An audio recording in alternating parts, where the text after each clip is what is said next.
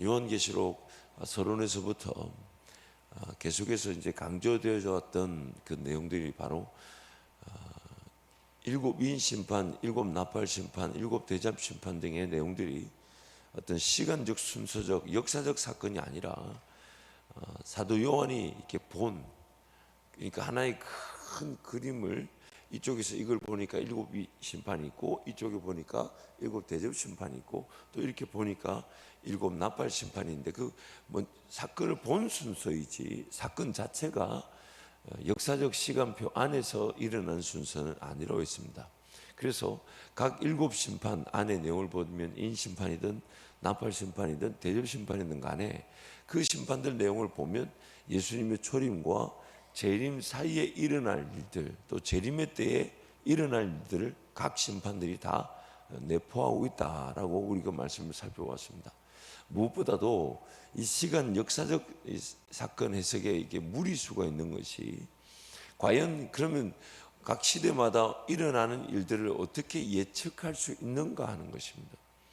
그리고 그것이 무리하게 해석이 되다 보니 지금 일어난 일이 마치 예수님이 내일 모레 언제 오실 것처럼 시간적 계산을 통해서 이 시기에 이 시대 때 이렇게 일어나는 일 이런 것이다 이런 것이다라는 그런 끼워 맞추기식 해석이 되게 되는 거죠. 그 끼워 맞추기식 해석을 하다 보니까 이제 역사적 어떤 사건들을 또 세대별로 이렇게 해석하기도 합니다. 예를 들면 지금 이 세대는 초림과 재림 사이에 이런 일들이 이 사건이 이것이 이쪽에 속한다라는 이 세대적인 어떤 해석을 하게 되죠. 그래서 일명 이것을 세대주의라는 표현을 쓰기도 합니다. 그 세대주의자들은 이것을 성경 전체를 7세대고 10세대 이렇게 나누기도 하죠. 근데 그것이 이 시간적 사건으로 볼 수가 없는 것이 예수님의 그 재림 시간이 언제일지 모르기 때문에 그 임박한 그 사건과 오늘날 사건을 어떻게 맞출 수 있는가 하는 것이죠. 무엇보다도 역사주의적, 역사적 사건으로 해석하게 되면 어떤 문제가 있냐면 창조 시간부터 지금까지 그 모든 시간을 성경 안에서 나오는 대로 해석을 하게 됩니다. 그래서 성경이 약 이제 인류가 있는 시간을 만년 정도로 해석하고 그 만년이라는 시간 안에 예수님의 재림의 그날까지를 다 이렇게 맞춰야 되다 보니까 시간이 안 맞죠. 무슨 얘기냐면 성경에 나오는 그 요한계시에 나오는 그 시간, 즉 현재 지금 우리가 돌아가는 24시간이라는 시간으로 시간을 끼워 맞추다 보니까 예수님의 재림 시간도 알 수 없을 뿐만 아니라 현재 이 시간에 이 사건이 과연 요한계시록에 말하는 그 사건으로 해석되기가 무리수가 있고 또한 시간이 안 맞습니다. 오차가 있다는 거죠. 오차가 있을 수밖에 없죠. 왜냐하면 성경은 모든 시대, 모든 교회, 모든 성도들에게 주어지는 말씀인데 그것이 지금 이 시대는 요한계시록의 어느 시대라고 말하기가 불가능하다는 거죠. 시간도 안 맞을 뿐만 아니라 만약 그렇게 얘기하면 그러면 그 다음 사건이 진행되고 그 다음 사건이 진행되면 비록 지금 이 시기는 요한계시록에 나오는 어느 시기라고 우리가 그래서 뭐 참고 인내하자든지 뭐 환난을 견디자든지 이렇게 얘기할 수 있다고 해도 그러면 우리 세대 다음에는 그럼 그 시대를 어느 시대로 맞출 겁니까? 근데 그렇게 그 자체가 재림의 시간을 곧 정해야만 하는 어려움을 또 겪게 되죠. 그렇기 때문에 요한계시록은 모든 시대, 모든 교회, 모든 성도에게 주시는 상징적인 사건들, 그러나 그 의미를 우리가 분명히 함으로써 예수님의 재림을 제대로 기다리는 교회와 성도가 되자라는 것이 성경의 요지라는 것입니다. 그래서 특히 이제 오늘 이 가장 시간적 사건의 해석에 큰 차이를 보는 것이 이 천년설입니다. 천년설. 방금 읽었던 1절부터 3절까지의 그 말씀, 천년이라는 시간, 즉 사탄이 결박되어져서 이따가 예수님의 재림의 그날에 잠깐 풀려나서 이제 재림 때 완전히 심판된다. 그 의미를 이제 품고 있는데 이 천년이라는 시간을 이제 어떻게 해석하나에 따라서 성경 해석 전체가 완전히 달라지게 되죠. 그래서 제가 이제 자료를 찾아보니까 어떤 선교 단체에서 잘 만들어 놓은 도표가 있어서 이제 여러분에게 소개할 텐데, 이 천년설에도 대표적인 게 이제 세 가지가 있죠. 이것을 상징적으로 볼 거냐라는 해석과, 만약 시간으로 본다면 그러면 예수님의 천년이라는 기간을 언제 둘 것인가, 이제 이 해석의 차이가 생기게 되는데, 다시 한번 강조합니다만은 그렇게 시간적으로 무리하게 해석하는 것이 뭔지를 여러분한테 알려드리기 위해 보여드리는 거지, 이런 일들이 실질적으로 언제 어떻게 일어날지는 우리가 예측할 수가 없고, 단지 예수님의 재림 전에 어떤 분명한 사건들이 있을 수 있겠지만 오늘 우리에게는 어떤 의미가 있냐라는 걸 강조하기 위해 그런 시간적으로 무리하게 해석한 그런 설들을 여러분 좀 소개하도록 하겠습니다. 먼저는 후천년설이라 그러죠. 이 후천년설이라는 게 뭐냐면, 천년왕국이 이제 오고 난 다음에 예수님의 재림이 오는데, 그 예수님의 재림이 올 때 이제 세계적인 배교, 선과학의 극심한 충돌이 있다는 거죠. 근데 그 천년왕국 시기를 이 후천년, 이 뭐냐면 천년 후에 예수님의 재림이 온다라는 뜻이에요. 천년 후에 오는데, 그 교회의 황금기, 유대인의 회복, 복음의 편만, 전례 없는 영적 번영이라 그래서 이 천년왕국 기간을 소위 말하는 교회의 평안의 시간으로 해석합니다. 교회가 이 천년, 즉 예수님과 함께 다스릴 기니까, 다스리는 기간으로서 이 천년이 교회의 평안의 기간, 그러니까 성도들과 저와 여러분이 평안을 있다가 마지막에 세계적 배교와 성강학의 극심한 충돌이 한번, 왜? 잠깐 놓인다 했으니까, 그렇죠? 잠깐 놓인다 했으니까, 잠깐 놓이는 그 기간 전에는 우리가 예수님과 함께 이 땅의 진정한 왕국을 다스리게 되는 평화의 시기로 해석을 합니다. 그러니까 환난과 핍박이 없는 것으로 보는 거죠. 그래서 그 자체가 좀 무리한 해석이 되는 겁니다. 두 번째가 천년설인데, 전천년설인데, 이걸 시간적 해석과 세대적 해석, 그 역사적 해석으로 나눕니다. 즉 예수님의 재림의 시간이 있죠. 그때 이제 재림 전에 7년 대환란이 있는데, 7년 대환란도 3년 반, 3년 반, 두 때 반 이렇게 두 개를 나누는 거예요. 그리고 이제 천년 왕국이 임할 때 성도의 육체적 부활이 있고, 예루살렘 재건 및 유대인의 회복이 있고, 의와 평화 충만이 있고, 뭐 이렇게 해석을 하는 겁니다. 근데 이 해석 자체가 무리수가 있다는 거예요. 왜냐하면 시간적 해석이 맞지가 않다는 거예요. 시간에 오차가 있기 때문에 안 맞다는 거예요. 그리고 천년왕국 있고 난 다음에, 그래서 그 천년왕국의 시작점을 아마겟돈 전쟁이라고 이렇게 얘기하고, 이제 천년왕국의 끝에 곡과 마곡의 전쟁이다 해서 최후 심판이 있고, 이제 그 불과 연못, 이제 새하늘과 새 땅으로 이렇게 던져지게 될 것이다, 이렇게 무리하게 해석을 하는 거죠. 이 전천년설의 또 다른 해석은 이 세대주의적 해석인데, 이 세대주의적 해석은 이제 각 세대별로 이제 끊어가지고, 그리고 그 세대가 예수님의 초림과 재림의 어떤 한 상징적 기간으로 그렇게 보는 기간입니다. 그래서 이 세대주의에서는 성경에 나오는 모든 요한계시록 말고도 이제 데살로니가 전서나 후서에 나오는 그런 내용들까지 다 이제 시간적 해석을 다 합니다. 그러다 보니까 공중 이제 휴거라는 것도 있고요. 또 그 이제 아마겟돈전이 다 있는데, 이제 한 가지 차이점은 이 7년 대환란 때에 적그리스도의 핍박, 또 예루살렘의 회복, 이런 사건들이 있을 것으로 보고 공중 휴거를 이제 강조하는 이제 해석인데, 좀 지나친 해석이라 볼 수 있어요. 마지막으로 이제 지금까지 우리가 성경을 해석해왔던 방법이 바로 이 천년설에 대한 이 의미를 상징적으로 두는 것이죠. 그래서 현천년이라는 말을 최근에 많이 씁니다. 지금이 바로 신약 시대, 교회 시대, 또 환난의 시대, 핍박의 시대로 같이 보는 것이고, 또 그리스도의 통치, 성령의 임재, 또 하나님 나라가 현재 임했던 것으로, 그리고 우리의 중생이 첫 번째 부활이고, 예수님이 다시 오신 그날의 두 번째 부활로 살아나게 될 것이다. 또 교회 시대는 복음 전파 시대, 핍박의 시대, 성령의 외적 능력이 교회 시대 전체에 걸쳐 강하게 나타난다. 구원에 가난한 이방인과 유대인의 구별이 없고, 교회 시대 전체에 걸쳐 종말의 현상이 나타나고 환난과 핍박이 지속된다. 여러 적그리스도가 이미 활동 중이지만 최종말에 대적그리스도가 출현하고 잠시 대환란이 있다. 그래서 이제 그 대환란에 대해서 이제 물음표를 이렇게 던진 것은 어떤 지금 교회 시대에도 환란이 있기 때문에 그때 대환란이 다른 차별을 그 대환란을 따로 구별할 필요가 없지 않냐. 그러나 그때 그 대환란은 분명히 존재하니까 대환란이 있는 것으로 보자. 그 지금도 환란이 있으니 굳이 그 환란이 대환란과 구별될 필요가 없지 않냐라고 이제 해석상의 차이를 두기 때문에 현천년 무천년에서 그 대환란은 이렇게 물음표를 둔 것입니다.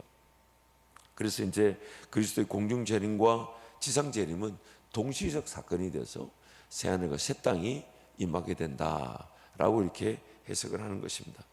그래서 쭉 이렇게 어떤 시간적 해석과 상징적 해석의 그런 차이가 분명히 있는데, 시간적 해석을 하게 되면 일단 성경에 나오는 시간표에 오차가 생기게 됩니다.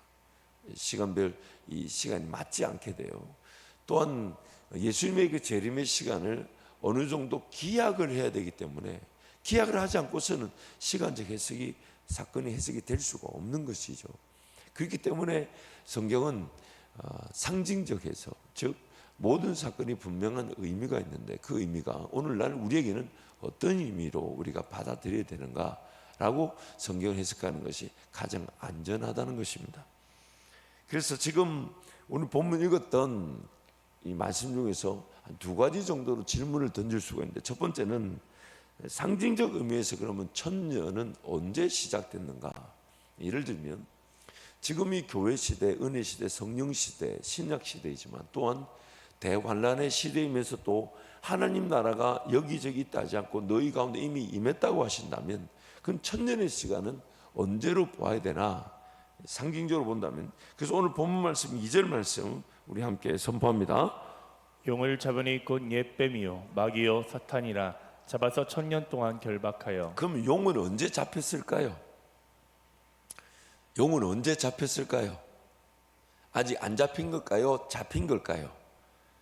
안 잡혔으면 안 잡힌 대로 우리가 괴롭힘을 당하는 걸까요? 아니면 잡혔다면 잡힌 상태에서 우리와의 그 대적 관계는 어떻게 설정이 되는 건가요? 그렇죠? 그 질문하게 되는 거죠. 그래서 누가복음 10장 18절 19절 함께 선포합니다. 예수께서 이르시되 사탄이 하늘로부터 번개같이 떨어지는 것을 내가 보았노라. 내가 너희에게 뱀과 전갈을 밟으며 원수의 모든 능력을 제어할 권능을 주었으니 너희를 해칠 자가 결코 없으리라. 이 사건은 지금 예수님이 둘씩 전도팀을 보내서 그 제자들이 복음을 전하러 갔더니 귀신이 쫓겨나고 병자가 치료받고 수많은 영들이 주께로 돌아오더이다. 그래서 그래 너희 그걸 기뻐하는 것보다 하늘에 너희 이름이 적힌 것으로 기뻐하라. 그 얘기를 하시면서 하신 말씀이 사탄이 번개처럼 이 땅에 떨어지는 걸 내가 보았다. 그리고 이미 예수님이 뭐라고요? 뱀과 정갈과 그 모든 권세 통치를 짓밟을 능력을 우리에게 주었다라고 얘기하셨죠. 그래서 예수님이 이렇게 얘기하셨잖아요. 하나님 나라는 이미 너희 가운데 임하였다고 그랬어요. 만약 하나님 나라가 임하지 않았다면 사탄의 나라가 여전히 우리를 지배하고 있는 것이죠. 하지만 하나님 나라가 임했다는 것은 사탄의 세력이 예수 이름 앞에 이미 다 쫓겨났다는 것을 뜻합니다. 골로새서 2장 15절 말씀 함께 선포합니다. 통치자들과 권세들을 무력화하여 드러내어 구경거리로 삼으시고 십자가로 그들을 이기셨느니라. 아멘. 예수님의 부활 사건으로 인해서 사탄은 이미 심판 이미 받았고 재림의 날에 완전한 심판, 그 심판이 완성되는 것입니다. 마치 이런 것 같죠? 우린 이미 구원을 받았지만 그러나 우리 구원은 예수 재림의 날에 완전해질 것입니다. 이미 하나님 나라는 이미 우리 가운데 임했지만 그러나 그 나라는 예수 재림의 날에 완전해질 것입니다. 그래서 사탄의 세력도 마찬가지예요. 심판은 이미 예수님 이 땅에 오시는 그날 지상사역의 시간에 이미 심판을 받았습니다. 심판을 받지 않고서 어떻게 귀신이 쫓겨가고 병이 고침을 받고 그 백성들이 하나님께로 돌아올 수 있겠습니까? 그래서 마태복음 말씀에 예수님이 이렇게 얘기하셨죠. 12장 29절 함께 선포합니다. 사람이 먼저 강한 자를 결박하지 않고서야 어떻게 그 강한 자의 집에 들어가 그 세간을 강탈하겠느냐. 결박한 후에야 그 집을 강탈하리라. 어떻게 귀신을 쫓아내지 않고 그 영혼을 회복시킬 수 있으며 어떻게 병을 고치지 않고 그 영혼이 주께로 돌아올 수 있겠는가? 그래서 이렇게 표현하죠. 그 영혼을 붙잡고 있는 강한 세력을 예수님이 물리치시고 결박하지 않고서야 어떻게 그 영혼을 되찾아 올 수 있겠느냐. 그래서 예수님이 이 땅에 사역하러 오신 그 순간부터 하나님 나라가 이미 임했고 사탄의 세력은 결박을 당했어요. 그리고 그 결박당한 사탄의 세력 가운데 우리를 건져내어 주시는 것입니다. 그것이 바로 하나님 나라입니다. 그래서 이 비전교수의 내용을 조금 소개하면요, 사탄의 결박은 예수님의 지상사역 동안에 진행된 사건이면서 또한 예수님의 죽음과 부활을 통해 그 절정에 이르게 된다. 마가복음 3장 27절에서 사탄이 결박당하고 요한계시록 12장 7절 12절에서 용이 하늘로부터 쫓겨나게 되었음에도 불구하고 여전히 활동이 지속되고 있다. 그래서 지금 우리가 요한계시록 12장에 천사들과 용의 세력이 전쟁을 일으켰는데 그 용의 세력이, 사탄의 세력이 이기지 못하여서 어디로 쫓겨났다고요? 땅으로 쫓겨나서 현재 이 땅에 있는 그 여자의 후손들인 교회와 대치 상황 가운데 있는 것입니다. 그래서 이것이 바로 예수 이름으로 결박당한 사탄의 현재 모습을 뜻하는 것입니다. 그래서 두 번째 오늘 본문에서 던질 수 있는 질문이, 사탄이 결박되었다면 현재 사탄의 활동은 어떻게 해석되어야 되는가? 사탄이 결박되었지만 지금 마귀 사탄은 활동을 하고 있습니까? 안 하고 있습니까? 어제도 여러분 우리를 미혹하려고 하지 않았나요? 지금 예배 드리고 있는 중에도 사탄은 미혹할까요? 안 할까요? 미혹을 안 할까요? 할까요? 아니, 대답을 왜 안 하십니까? 어제도 여러분 사탄의 활동이 이렇게 나에게 막 일어나던가요? 안 일어나던가요? 예를 들면 새벽기도 가야 된다, 말아야 된다. 어제 수요일 예배 갔었어야 되나요? 안 갔었어야 되나요? 근데 자꾸만 마음에 그런 욕심과 그런 미혹이 일어나요? 안 일어나요? 일어나죠. 이렇게 예를 들면 헌금을 드리기로 작정했다가 주일날 가지고 오기 전에 그 헌금이 봉투 안에 들어가기 전에 얼마를 빼고 싶고 안 빼고 싶고, 아니 예를 들면 지금도 사탄의 활동은 분명히 있죠. 근데 그 결박을 당했다. 근데 사탄의 활동이 있다. 그럼 이걸 어떻게 해석을 해야 되냐는 것이죠. 그래서 그레고리 비일 주석에 따르면 그리스도의 부활이 있기 전 사탄은 죽은 자, 이제 제가 안에 덧붙였습니다. 죄로 인해 죽은 자의 영역에 대해 자신이 갖고 있었던 권세를 더 이상 갖지 못한다는 뜻이다. 이 사탄의 결박이란 말은 사탄의 그 지배 권력이 예수 믿은 사람들에게 미치지 못한다는 것입니다. 하지만 지금도 그 권력을 가지고 자기 권세인 양 예수님의 이름이 없는 곳에서는 활동하고 있는 것이죠. 그래서 이제 오늘 우리 지금 이 땅에도 두 부류의 사람이 있지 않습니까? 하나님의 사람으로서 예수 이름의 권세로 사탄이 지배하지 못하는 이 구원받은 사람들이 있고, 하나님의 관계없이 살아감으로 마귀가 자기 세력인 양, 자기 백성인 양 지배하는 사람들이 있습니다. 결국 사탄이 활동을 하는 것은 이 땅에 하나님을 거절하고 부인하는 그 사람들을 활용해서 자기가 왕노릇하는 것이고, 사탄이 결박되었다는 것은 예수 이름의 권세로 예수님과 동행하는 자들 앞에서는 사탄의 활동이 결박되어진 것입니다. 그래서 이필장 교수의 내용을 좀 소개하면, 요한계시록 20장 2절 3절에서 용의 결박과 무적용의 갇힘은 현재 사탄의 무활동을 의미하지 않는다. 대신 사탄이 왕성하게 활동하고 있다는 사실을 전제하는 가운데 사탄의 권세가 그리스도의 공생애와 십자가 사건으로 심판을 받아 제압당했다는 특징을 강조하는 것이다. 이것은 12장 7, 9절에서 용이 미가엘과의 전쟁에서 하늘로부터 쫓겨났음에도 불구하고 12장 14절 15절에서 여전히 여자를 핍박하고 있는 모습을 통해 잘 이해될 수 있다. 분명히 그 내용이 딱딱 들어맞게 되죠. 그래서 사탄은 예수 이름 앞에 결박당했지만 예수 이름이 없는 곳에서는 여전히 활동하고 있는 것입니다.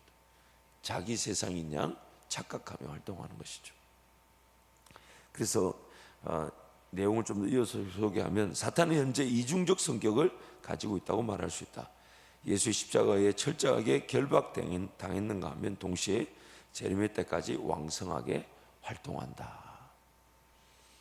그래서 그레고리 비대 주석의 내용을 보면 결박으로 사탄의 미혹 능력은 두 가지 면에서 제한을 받는다. 첫째, 교회 시대 동안 사탄은 세상 사람들 속에서 택함받은 자를 미혹하여 그들이 구원받지 못하도록 그리고 하나님의 교회를 세우지 못하도록 방해할 수 없다.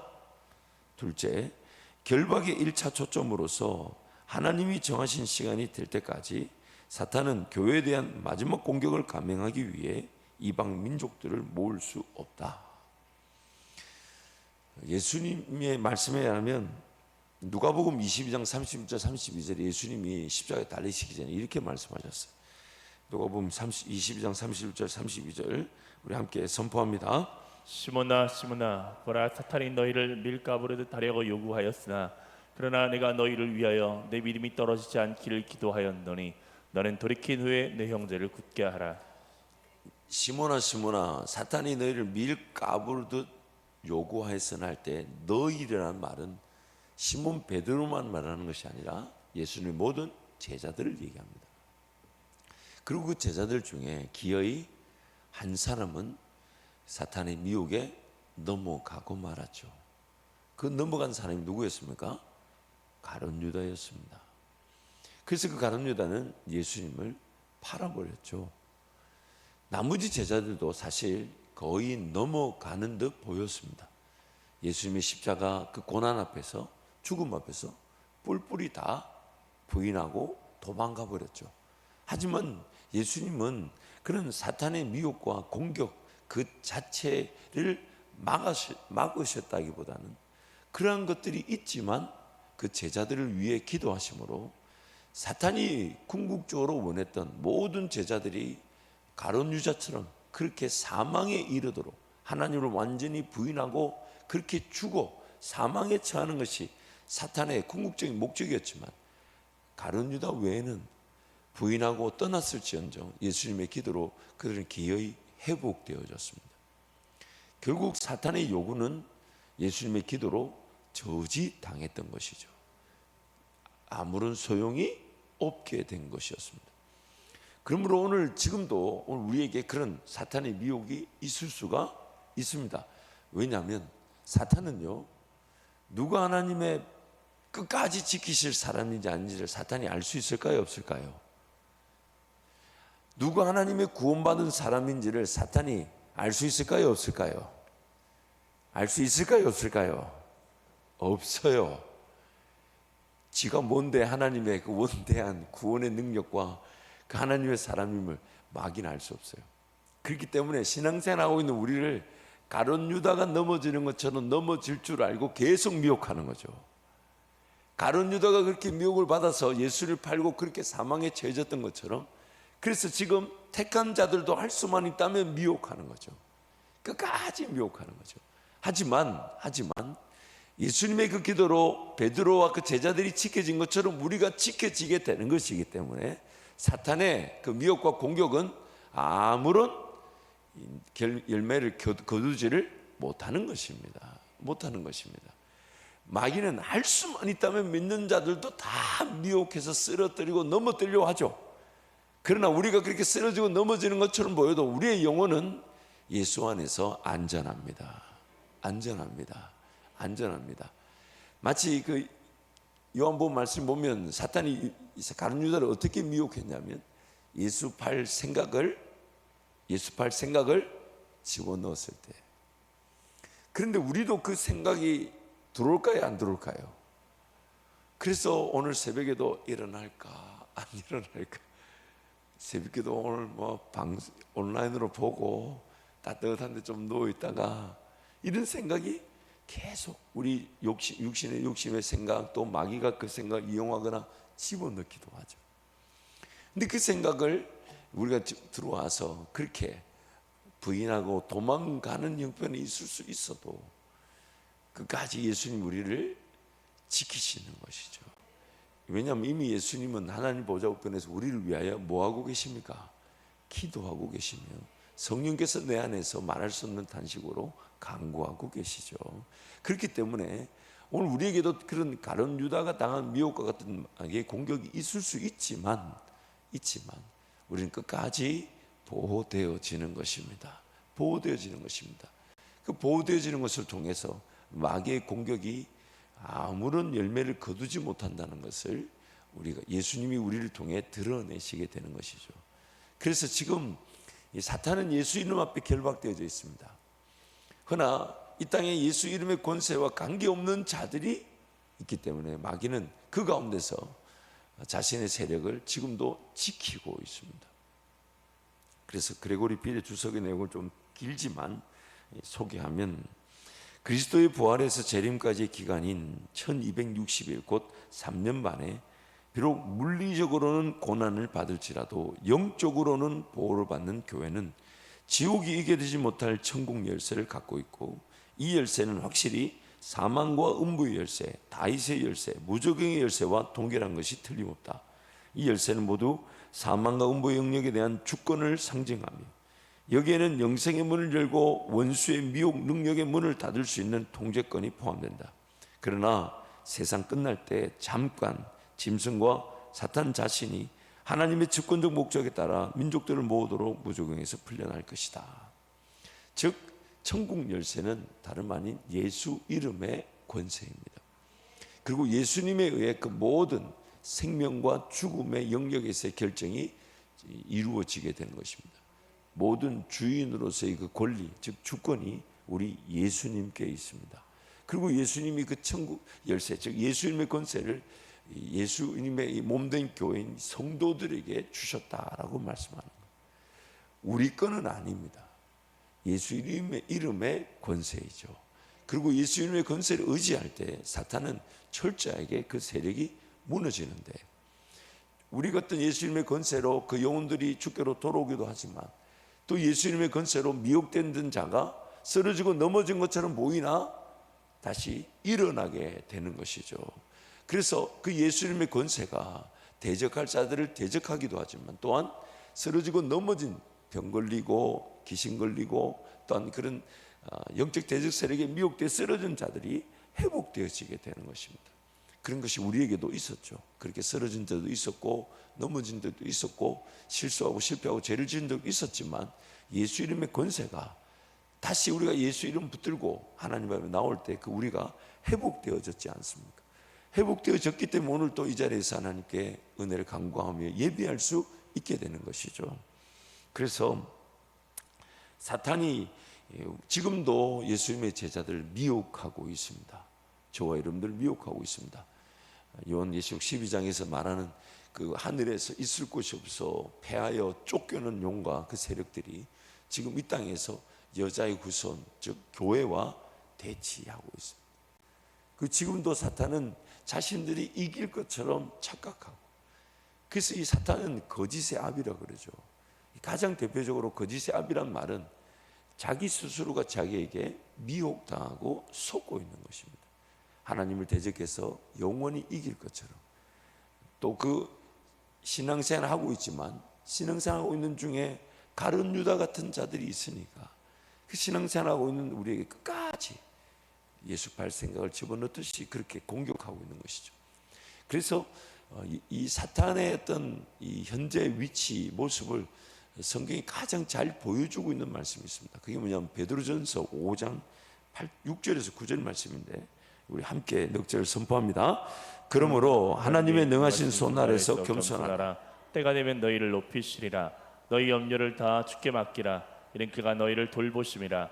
근신하라 깨어라. 너희 대적 마귀가 우는 사자같이 두루다니며 산길자를 찾나니 너희는 믿음을 굳건하게 하여 그를 대적하라. 세상에 있는 너희 형제들도 동일한 고난을 당한 줄을 알미라. 아멘. 지금 마귀는 우는 우는 사자죠. 그런데 그 우는 게 어떻게 우느냐면 마치 다니엘이 사자굴에 던져졌지만 그 사자들이 아무런 힘이 없는 것과 같습니다. 근데 다니엘의 입장에서는 저와 여러분이 그 사자굴에 던져진 상황 같다면 좀 어떨 것 같습니까? 아니 물론 싫겠지만은 이미 그 사자굴에 던져진 것과 같은 상황 속에 우리가 있습니다. 그걸 몰라서 문제지. 그래서 그 사자굴에 사자가 아무런 힘이 없는데 어슬렁어슬렁 거리면서 제 주변에 왔다 갔다 하면, 혹은 이렇게 입을 벌려 울부짖기라도 하면 어떨 것 같아요, 여러분? 아하, 안 해봐가지고 다음에 사자란 말이 사가지고 저 앞에 묶어놔 봐야 되겠어요. 아마 그럼 예배당에 아무도 안 들을 것 같은데. 그렇죠. 사자는 지금 결박되었지만 우리에게 울부짖습니다. 근데 울부짖다 보니 우리 느낌은 어떨까요? 두렵고 떨리죠. 근데 그럴 때 우리가 예수 이름을 의지할 수밖에 없다는 것이죠. 결국 이 신앙의 능력은요, 사자가 지금 사자굴 속에서 나를 포위해서 으르렁거리며 분명히 생존해 있지만, 그러나 그것을 보면서 하나님과 함께 얼마나 평안 가운데 하나님을 의지하고 하나님을 신뢰하고 하나님께 기도하고 하나님을 예배하는가, 그게 바로 신앙의 능력인 겁니다. 사자가 없는 상황이 아닙니다. 지금도 우는 사자, 우리 눈에 보이지 않지만 잠도 자지 않고 우리를 얼마나 미혹하려고 덤벼듭니까? 근데 그 상황을 모르는 것이 문제죠. 마치 전쟁 가운데서 총탄이 오가는데 전쟁인 줄 모르고 내 땅, 그 총탄이 위로는 총탄이 오가는데 지금 내 자식 돌보고 내 가정 돌보고 어떤 내 땅을 일구면서 먹고 살려고 그렇게 한다면 얼마나 안타까운 거겠습니까? 먼저는 해야 될 게 총을 들고 그 대적 세력이 어딘지를 보며 무찔러야 될 텐데, 그런 것을 하지 않고 그냥 삽을 들고 그냥 그 전쟁 중인데, 지금 그 땅을 일궈본들, 그 땅에 열매가 있어 본들, 물론 그걸 무시하라는 게 아니에요. 그보다 중요한 것은 지금 대적 세력들이 어떻게 공격하고 있으면 나는 그게 어떻게 미혹되어져서 신앙의 능력이 없는 채 살아가고 있는 건 아닌가, 그걸 두려워해야 되는 거죠. 지금 전쟁 중인데, 그래서 지금 전쟁에 했던 승패에 따라서 지금 내 삶도 어떻게 될지 모르는데, 하지만 내가 전쟁에 나서기만 하면 승리하는데, 왜냐하면 예수님이 이미 승리하셔서 내가 그 승리를 누리게 되는 것인데, 그 승리의 현장이 바로 전쟁의 자리인데 그 전쟁의 자리가 아닌 거예요. 자꾸만 뒤를 돌아서서 세상을 바라보고 세상을 동경하고 세상 속에서 뭘 얻으려고 하고 뭘 취하려고 하고 누리려고 하고 거기서 안정을, 편리를, 편안을, 그렇게 삶에 빠져 있을 수 있다는 거예요. 그러니까 요한계시록 말씀이 우리에게 얼마나 적절합니까? 사탄의 그런 결박과 그 활동을 통해 궁극적으로 하나님이 원하시는 게 뭘것 같습니까? 죄악에 사로잡힌 자기 백성들인 저와 여러분을 깨우려 하시는 거 아닙니까? 잠깐 노임을 받는다는 것도 어떤 시기적 문제가 아니라 지금 사탄의 현재 활동을 또 소개하는 거예요. 왜 사탄의 활동을 잠깐 놓게 만드실까요? 물론 그 사탄이 잠깐 노임을 받고 합법적으로 자기 백성들, 제자들을 예수님 앞에 요구하고 내놓으라고 할 수 있는 근거도 다름 아닌 우리가 죄를 지어서 만들어낸 활동 무대죠. 우리의 죄 때문에 생긴 마귀의 요구사항이에요. 죄가 없었다면 감히 마귀가 어떻게 그런 걸 요구합니까? 그런데 그 마귀가 그런 요구를 할 때 하나님 그것을 차단하지 않고 그 활동을 허용하시듯, 마치 하나님의 아들들과 사탄들이 그 욥을 두고, 그래서 사탄이 하나님이 욥을 보호하고 계시니까 저런 거죠. 그러니까 하나님이 허용하시죠. 욥의 생명은 절대로 안 된다. 그러나 다 해봐라. 왜 그런 일이 일어납니까? 우리의 죄 때문이지 않습니까?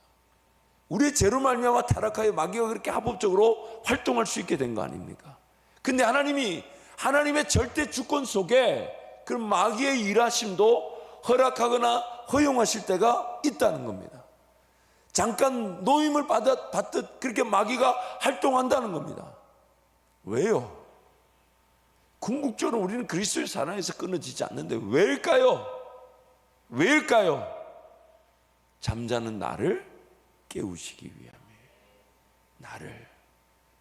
나를 예수님의 재림을 기다리지 못한 채 세상살이에 파묻혀 살아가는 나를 포기하지 않으시고 어떻게 해서든 하나님 나라를 위해 살아갈 백성으로 깨우시기 위해 하나님의 절대 주권 속에 그 마귀의 활동이 허용되어진 것입니다.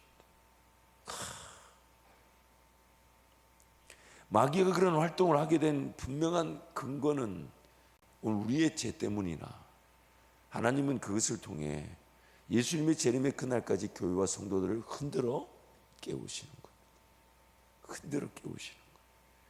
그러므로 오늘 우리가 영적으로 각성하고 반성하고 회개하며 은혜를 구해야 될 것은 이런 하나님 나라를 보지 못한 채 그저 땅만 보고 그냥 먹고 살려고 하고 이방인들이 구하는 것처럼 그러니까 뭘 마실지 뭘 입을지 아니면 어떻게 안정적일지 그 신앙조차도 내 삶의 어떤 지켜내고 보호하고 혹은 뭐 필요한 문제 해결하고 이렇게 신앙조차도 하나님 내 삶을 위한 도구로 전락되어져 있을 수 있지 않을지.